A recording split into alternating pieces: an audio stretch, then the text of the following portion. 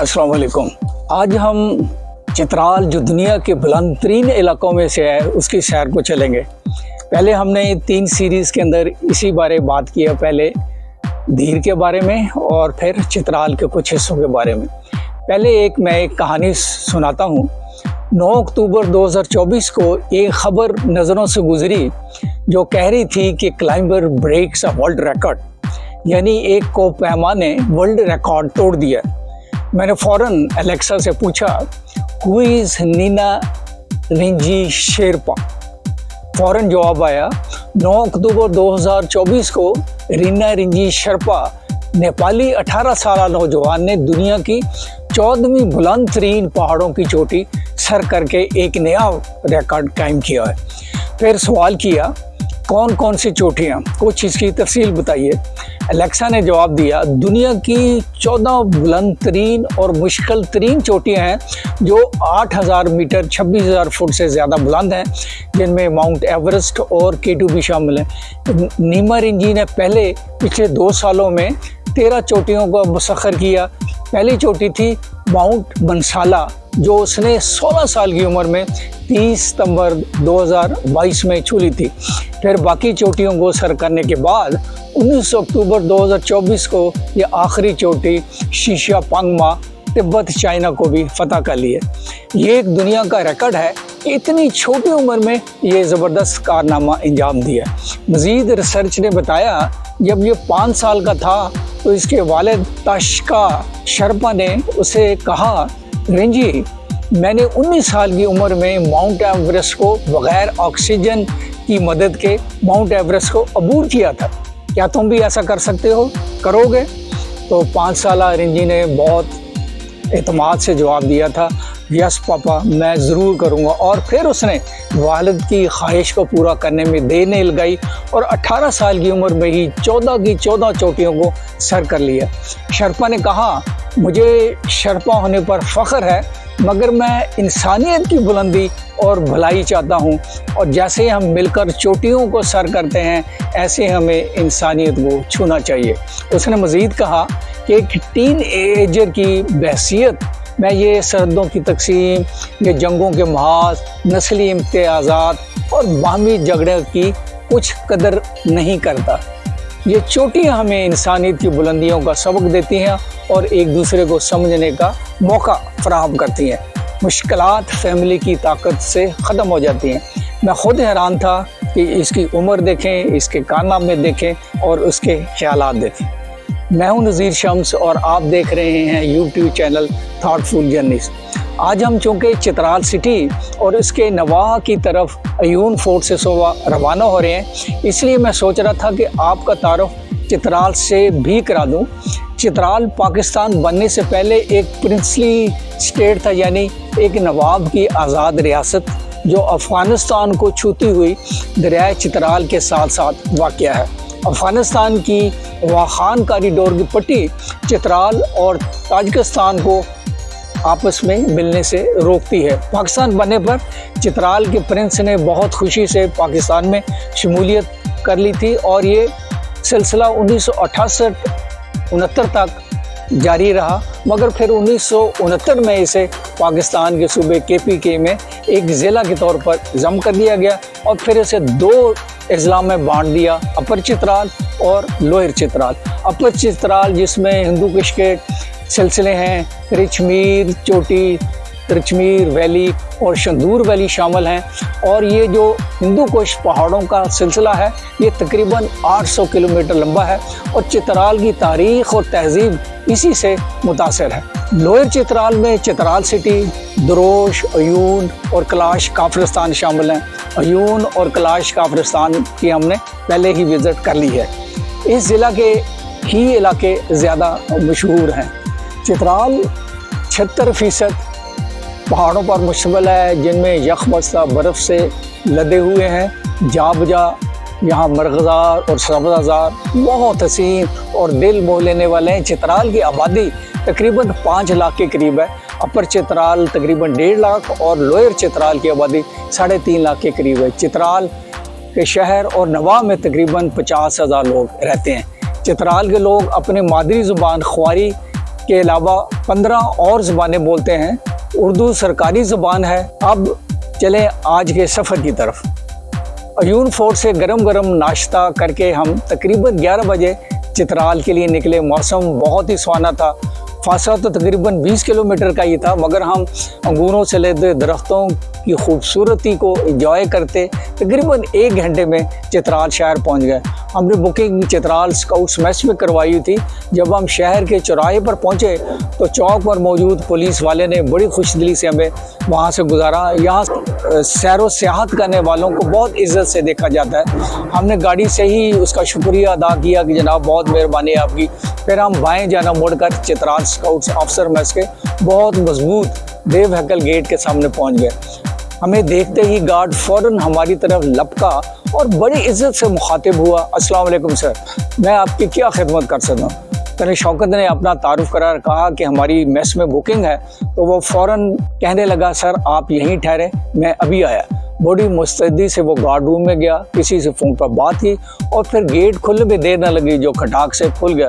अंदर दाखिल हुए तो हसीन मंजर सामने था और मेस की शाहाना तस्वीर आंखों को लुभा रही थी। मेस स्टाफ ने हमारा सामान निकाला और हमें कहा जनाब चलिए मेरे पीछे। फिर वो चल पड़ा। वाह, हमारा गेस्ट रूम जो स्वीट था वो सबसे ऊपर वाली बुलंदी पर था। नज़र दौड़ाई तो एक हॉल सा उठा। अनगिनत सीढ़ियाँ दावत मुकाबला दे रही थी। दोनों ख्वातीन ने एहतजाज करने की बेसूद कोशिश की कि हमें कोई नीचे गेस्ट रूम दे दें, मगर पूछने पर जवाब आया कि और कोई मुनासिब कमरे खाली नहीं। तो मरते क्या ना करते कि मुतरादिफ अल्लाह का नाम लेकर आस्ता आस्ता कछुए की रफ्तार से ऊपर चढ़ना शुरू कर दिया, मगर सीढ़ियाँ थी कि ख़त्म होने का नाम भी न ले रही थी। वेटर से बात करते रहे तो कहने लगा सर हम तो सारा दिन मेहमानों के लिए कई बार आते जाते ये सीढ़ियाँ चढ़ते हैं। वेटर को दाद दिए बगैर रह न सका और मैंने कहा कि खूब ज़बरदस्त एक्सरसाइज कर लेते हो आप, इसीलिए माशाल्लाह आप इतने चाको चौबंद हैं। और वो भी बहुत खुश हुए। आखिर अपने सेट तक हम पहुंच गए और अब एहसास हुआ कि ये जो मुशक्क़त हमने की थी वो काबिल तहसीन थी। एक सुकून था जो लौट आया।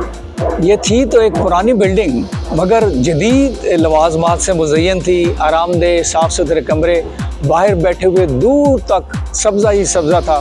पहाड़ों की चोटियाँ दावत नज़ारा दे रही थी। कुछ देर आराम करने के बाद हम नीचे लान में वापस आ गए, जो सब्ज़ घास और इंतहाई दिलकश फूलों की कतारों से सजा हुआ था। मिसेस शौकत ने माली जो वहाँ पर काम कर रहा था उसको काफ़ी हदायत दी कि ये तुम्हारी क्यारियाँ जो हैं ये ठीक करने वाली हैं, और फिर उसको लगाया काम के ऊपर और उसने शाम तक क्यारियाँ को ज़बरदस्त कर दिया। और मैं दाद दूँगा मिसेस शौकत को कि उनका ये शौक़ जो है वो बहुत ही ज़बरदस्त है। और हम 2 दिन के लिए मेहमान थे, मगर उन्होंने अपने शौक़ की खातिर ज़बरदस्त क्यारियों को कर दिया। जब हम नीचे पहुँचे तो फिर कॉफ़ी और पकौड़ों की फरमाइश ही और बहुत देर तक इस मौसम और ख़ूबसूरती को एंजॉय किया। ये मेस किसी ज़माने में ब्रिटिश ऑफिसर्स का रेस्ट हाउस था। फिर 1934 में इसे मुकम्मल तौर पर तामीर करके स्काउट्स ऑफिसर्स मेस में तब्दील कर दिया। दाएं जानब 1964 में नया पोर्शन तामीर हुआ। अब जब हम चित्राल स्काउट्स में लम्हात गुजार रहे हैं, चले मैं आपको मुख्तसर सा चित्राल स्काउट्स का तारुफ करा दूँ। ये 1903 में viceroy of India Lord Curzon ने प्रिंसली स्टेट के लिए एक मलेशिया फोर्स बनाई थी, जो वक़्त के साथ साथ बढ़ती रही। ऑफिसर तो इसके आर्मी से ही आते हैं, मगर जवान और दीगर अहलकार मकामी लोगों से भर्ती किए जाते हैं। हेडक्वार्टर दरोश में है। इसकी 7 बटालियन साइज विंग्स हैं। चित्राल स्काउट्स ने 1947 कश्मीर वार और कारगिल वार में भी अपना हिस्सा डाला हुआ है। चित्राल स्काउट्स को बेशुमार अफराद दुनिया भर से विज़िट करने आते हैं, खुसूसन बरतानवी शहजादे और शहजादियाँ। एक दिन मेस में गुजारने के बाद अगले दिन हमने एक ऐसी जगह जाने का प्रोग्राम बनाया जहाँ हम मशहूर ज़माना मारखोर को पहाड़ों पर घूमते फिरते देख सकते हैं। एक मखसूस पॉइंट पर हम पहुँचे। कोई यहाँ खुसूसी इंतज़ामात तो नहीं थे, मगर थी जगह दिलचस्प। एक छोटा सा होटल था, चाय वगैरह का ऑर्डर दिया। फिर एक अलग सा कोना था जहाँ से दूर नज़र तक पहाड़ों पर नज़र जाती थी। वहाँ से मारखोरों की आमद का इंतज़ार शुरू हुआ। हमें बताया गया कि ये घंटे 1.5 घंटे में एक मखसूस टाइम पर आते हैं। तो 1 घंटा का हमने इंतज़ार किया। और फिर 2 मारखोर पहाड़ों से उतरते हुए नज़र आए और सब भी पुकार उठे, वो देखो 2 मारखोर नज़र आ रहे हैं। फ़ौरन कैमरे संभाले, तस्वीर कशी की, वीडियो बनाई। अच्छा मज़ेदार लम्हा था। देखा होटल वाला बोतलें दरिया के पानी में रख रहा था। उससे पूछा कि ये क्या कर रहे हो, तो कहने लगा जनाब ये पानी यख बस्ता ग्लेशियर से आ रहा है, बोतलें इसी में रख कर ठंडा करते हैं। हम सब ने भी दरिया के पानी को हाथ से छुआ, महसूस किया और वाकई बर्फ़ के मानंद यख था। जब हम यहाँ से निकले तो तकरीबन 2 घंटे गुजर चुके थे। मारखोर के बारे में बताता चलूँ कि ये हमारे कौमी विरसे का हिस्सा है और इसको कौमी जानवर भी कहते हैं। इन शुमाली इलाकों में अंदाज़न 4000 मारखोर हैं। इनके शिकार पर पाबंदी है, रेंजर्स इनकी हिफाजत करते हैं। मारखोर अपने सींगों से सांप को मार कर खा लेते हैं, इसीलिए इसे मारखोर यानी स्नेक ईटर, सांपों को खा जाने वाला कहते हैं। जासूसी दुनिया वाले इसे अपना फॉर्मेशन साइन भी बना के रखते हैं। जब हम वापस मारखोर देखने के बाद आ रहे थे तो कई जगह पर घोड़ा सवार सड़कों पर चौगान नमा स्टिक लिए नजर आए। एक जगह हम रुके, वहीं एक सवार भी रुका हुआ था। उससे पूछा कि भाई आप कहाँ से आ रहे हैं, तो कहने लगा मैं पोलो खेलता हूँ, आजकल हमारे मकामी मैचेस हो रहे हैं तो हम अभी प्रैक्टिस करके मैं आ रहा हूँ। फिर 7 जुलाई से 9 जुलाई तक यानी 3 दिन हमारी टीम और गिलगित बिल्तिस्तान की टीमों में शंदूर में मुकाबले होंगे और बाहर से टीमें भी आती हैं और एक मैच चांदनी में भी होता है जिसे हम मास जुलानी कहते हैं। सवाल किया ये गेम पोलो की तरह खेली जाती है और हमने कई बार लाहौर में पोलो ग्राउंड में ये मैचेस देखे हैं, तो वो कहने लगे नहीं हम इसे चौगान की तरह खेलते हैं, इसमें कोई कायदा कानून नहीं, बस फ्री स्टाइल है। फिर पूछा फिर कैसे इसे कंट्रोल किया जाता है, तो कहने लगा जनाब ये पावर का गेम है, कोई रेफरी या एम्पायर नहीं होता, इसमें चोटें भी लगती हैं। और फिर वो खुद ही बताने लगा चित्राल में छोटा सा भी घर हो तब भी अक्सर लोग घोड़ा ज़रूर रखते हैं, ये इनका शौक़ है और फ़ख्र है। दुनिया भर से ये लोग खेल देखने के लिए आते हैं। 12,000 फुट की बुलंदी पर शंदूर वैली में खेलने का मज़ा ही कुछ और है। उसका हमने शुक्रिया अदा किया और फिर हम मेस की जानब रवाना हो गए। मेस पहुंचकर लेडीज़ चित्राल शहर शॉपिंग करने चली गई। ड्राई फ्रूट, शालें जो अला किस्म की थी और कुछ चीज़ें ख़रीदी और फिर वापस आकर दोबारा मेस से टेलीफोन पर ख़रीदारी के लिए और चीज़ें का ऑर्डर दिया जो उन्होंने मेस में ही पहुँचा दी। तो ये एक शानदार क़याम था, हमने हर लम्हा इंजॉय किया। वापस जाते हुए मैं सोच रहा था कि ये वादियाँ, ये पर्वतों की शहजादियाँ हैं, ये पुरफ़ज़ा रंग भरे मरग़ज़ार। जब सफ़र शुरू हुआ था हम यहाँ चकदरा के बाद दीर और फिर चित्राल पहुँचे तो हम सड़कों की बुरी हालत देखकर बहुत मायूस हुए थे कि ये लोग क्या ज़िंदगी गुजार रहे हैं, मगर हम भूल गए कि ये लोग कितने खुशकिस्मत हैं जो फितरत के साथ जुड़े हुए हैं।